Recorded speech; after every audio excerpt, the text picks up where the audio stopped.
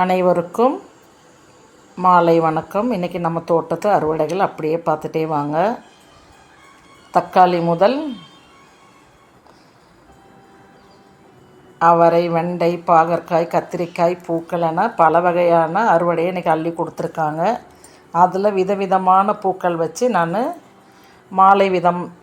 மாலை பல விதமாக நான் தொடுத்துருக்கேன். இன்றைக்கி நிறைய பூக்களை பார்த்த உடனே இந்த பூக்கள் எதையுமே நம்ம வேஸ்ட் பண்ணக்கூடாது. எவ்வளோ தான் சாமிக்கு போட்டாலும் இன்றைக்கி கோவில் கொடுத்து அனுப்பலான்னு நினச்சிட்டு இருந்தேன். எப்போவுமே நிறைய பூக்கள் கிடைக்கும்பொழுதுலாம் நான் கோவில் கொடுத்து அனுப்பிடுவேன்.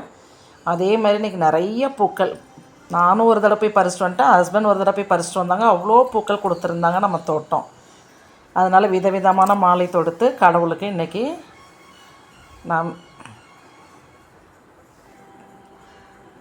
கடவுளுக்காக தொடுத்த எல்லா பூக்களையுமே பாருங்கள் எவ்வளோ ஒரு அழகாக இருந்ததுக்கு. நேரடியாக பார்க்கும்பொழுது சாமந்தியில் அந்த ரோஸ் வச்சு கட்டும்பொழுது அது தனியாக அழகாக இருந்தது. அதே மாதிரி இந்த சைனீஸ் வயலட், நித்தியமல்லி, காகரட்டான், அரளிப்பூக்கள் என பலவிதமான பூக்கள் வச்சு மாலை தொடுத்துருக்கேன் நான்.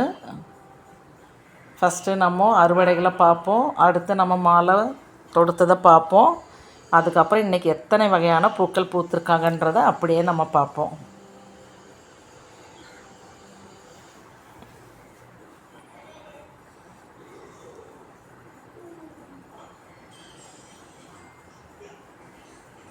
எவ்வளோ நேரம் வேணாலும் சலிக்காமல் பார்க்கலாம் நம்மளுடைய பூக்களுடைய அழகை. நம்ம மணிக்கணக்காக பார்க்கலாம், அந்த அளவுக்கு பூக்கள் ஒவ்வொரு செடியிலையும்.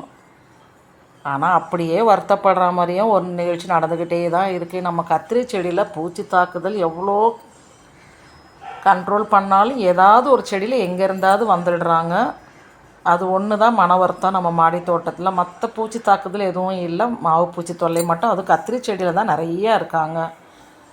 நானும் எவ்வளோ தூரம் நம்மளால் பண்ண முடியுமோ நல்லா மைனூட்டாக பார்த்து தான் பண்ணுறேன். எங்கேருந்து மிஸ் ஆகி எப்படி வராங்கன்றது தெரியல.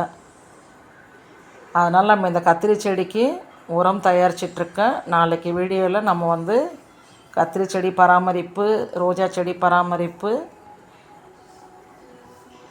எல்லாமே நம்ம நாளைக்கு வீடியோவில் பார்த்துடலாம். என்னென்ன பண்ணலாம், எப்படி பண்ணலான்றத.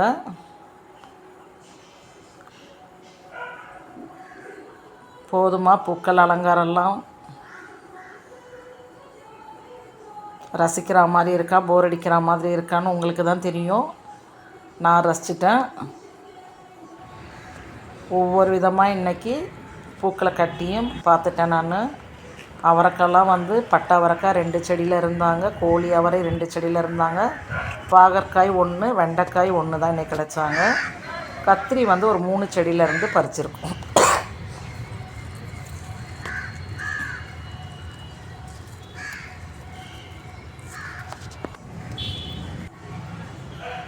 இவ்வளோ பூக்களையும் பறிக்கிறதுக்கு எவ்வளோ நேரம் ஆயிருக்குன்னு பாருங்கள், கட்டுறதுக்கு எவ்வளோ நேரம் ஆயிருக்கும், அதை ரசிக்க எவ்வளோ நேரம் ஆயிருக்குன்னு பாருங்கள்.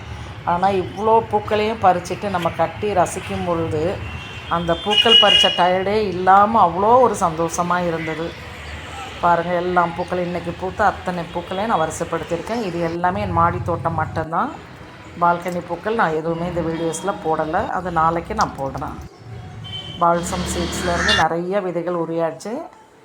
நான் இங்கே பக்கத்தில் இருக்க கடையில் தான் வாங்கி போட்டேன். பால்சம் சீட்ஸுன்னு கேட்டு வாங்கிட்டு வந்தேன். ஆனால் மேலே வேறு பூக்களுடைய ஃபோட்டோ இருந்தது. ஆனால் பால்சம் சீட்ஸ் தான். ரொம்ப சந்தோஷம் எனக்கு. சப்ஸ்கிரைப் பண்ணுங்கள், லைக் பண்ணுங்கள், கமெண்ட் பண்ணுங்கள்.